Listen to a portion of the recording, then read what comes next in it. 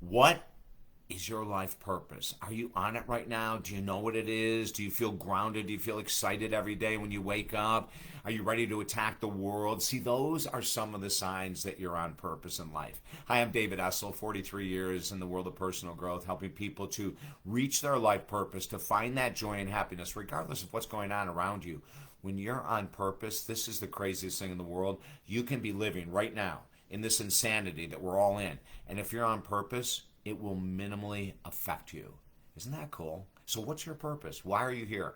What do you do that puts you in flow? One of the ways that we find out what your purpose is that when you're doing it, time stands still.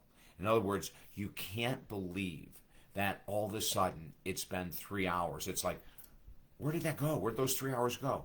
Is it serving other people? Is it serving animals? Is it something to do with the environment? Is it something to do with bringing people into the world, into your fold that maybe have some kind of disadvantages? You know, whenever I go into major Publix, supermarkets, or any of the really large ones, and I see that they have individuals that are bagging groceries, that may be having a slow time mentally, maybe they have some mental emotional challenges, it like lifts my spirit because it gives them a sense of purpose.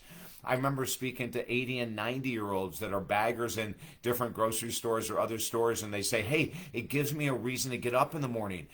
See, that's a purpose. Like, they want to come in, they want to serve. They're not as concerned about how much money they're making. They want to feel viable, usable. That means you're on purpose. What is it for you? You know, and we can come up with all kinds of excuses. Well, David, if it wasn't for the pandemic and all the inflation and everything else, I could be on purpose, but I'm going to have to wait. Nonsense. There are people finding their purpose during this crazy time that we're living in. So what is it for you? What puts your heart on fire? What makes you get so excited that you don't want to stop? And I'll just tell you a little bit about myself. You know, my work is very varied, as you can imagine. Like here I'm doing a Facebook Live on what's your life purpose. Well, this is part of my purpose, helping other people find their life purpose. Kind of funny, isn't it? You know, and when we have the opportunity to get involved with doing things that we love, I mean, part of my life purpose is writing books. We have free books right now that we're giving away. Our number one best-selling books right here, Helping Americans Heal, the ultimate guide to healing during these challenging times. This is part of my life purpose, to give away this information. My life purpose exploded in 1990 when Dr. Wayne Dyer shocked the heck out of me. First time I interviewed him, and he looks at me and he said, how can I help you? And I said, what do you mean, Dr. Wayne? He goes, well, he said, you know, we just interviewed for the very first time. He said, you were phenomenal. How can I help you? And I was stymied. And then he said, well, let me give you some tips. Do you want your career to explode? Is this your life purpose? I said, absolutely is my life purpose. Oh my God, I could do radio for 10 straight hours and never, ever, ever get tired. He said, okay, give stuff away. Give all your smarts away. Give your information away. So part of my life purpose began to create projects, to create programs, even books that we're giving away now at talkdavid.com, absolutely free. But it became part of my life purpose. How about you? You see, when you're on your life purpose, you're excited to do what needs to be done that day. Now, I have to tell you, there's a few things that are involved in my life purpose that I'm not a big fan of. I'm not going to tell you what they are. But I am going to tell you that everyone's got to do stuff that you don't necessarily want to do, like to do, but you got to do it, right? But that's not it.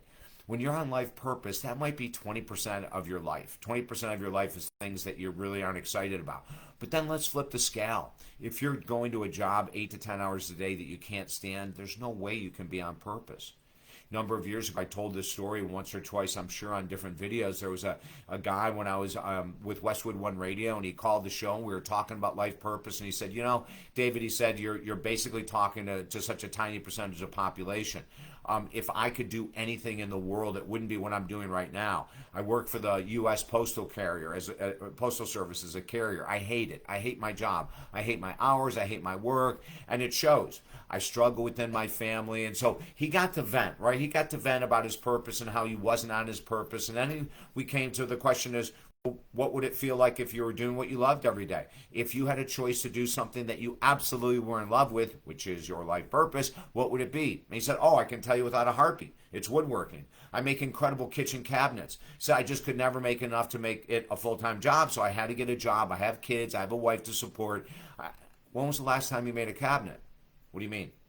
Well, if it brings you that much joy, when was the last time you made a cabinet? He goes, oh, it was years and years and years ago. Well, why don't you get back into it? So we had this incredible discussion, and I told him to call me back months later, and he did. I said, hey, listen, I'm not telling you got to quit your postal service job if that's what you're doing to survive, but that's not your life purpose. Your life purpose is even bigger than that if you don't enjoy it. Your life purpose is something you enjoy doing, and you just told me you enjoy doing cabin. Get back into it. He calls me back months later. He started doing it part-time. He said, you wouldn't believe the difference it made in my attitude. I said, oh, yes, I would. You see, because sometimes our life purpose isn't our full-time gig. Sometimes our life purpose is, taking care of dogs at an animal shelter. Oh my God, my brother Terry up in Syracuse, New York, for the longest period of time, he was going to this shelter. It was a rough shelter. They were shipping up dogs from the south up to Syracuse, New York. These dogs were in terrible shape, and he was going every Sunday, giving up 5-6 hours every Sunday morning. He was there at 7 a.m. It became part of his life's purpose. Was it his whole life purpose? No, but it really filled an immense need they had to give back to society. I think what most of us find over time is our life purpose has everything to do with serving others, quite frankly.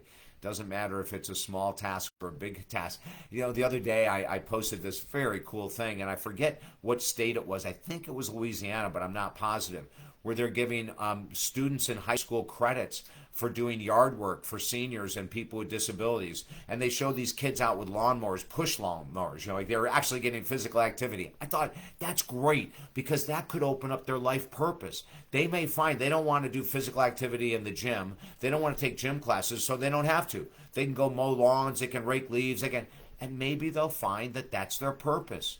You know how enjoyable it is? I love landscaping. You know how enjoyable it is to be around someone's house that really needs their grass cut, and you cut it and they come out? There was a guy that lived across, I'll never forget him. His name was Gary. He was an older guy, and he was just starting to fall into dementia, and he had a yard that hadn't been cut in probably 6 months, and I went over every weekend. I cut my grass. I walked across the street with my little mower, cut his grass. It felt phenomenal.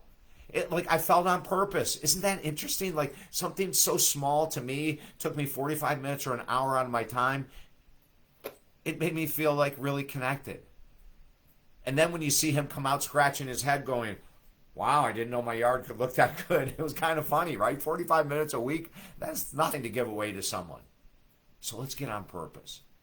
When you find that purpose, you're going to find that time does all of a sudden explode with joy. It doesn't mean that you won't have to do things you don't like. Don't get me wrong. I'm not a Pollyanna type guy. But I will tell you this. It's worth searching right now. If you're not doing anything in this world that brings you outrageous joy, look at volunteering somewhere. If you're not doing anything in this world that brings you a smile to your face, look around your neighborhood. Can you do something to help people in your neighborhood?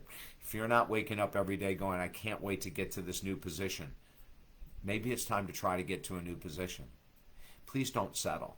Don't wait. Don't waste your life. You have choices. And this is a choice right now. I hope that I'm stirring inside you.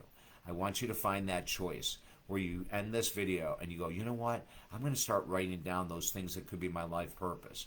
I'm going to find a mentor to start to teach me something that would really make me happy and excited to get up for. When I began in the world of radio, I started out volunteering. I was not paid for the first year, but it became part of my life purpose. Don't give up finding yours. If you need help, reach out to me at talkdavid.com or davidessel.com.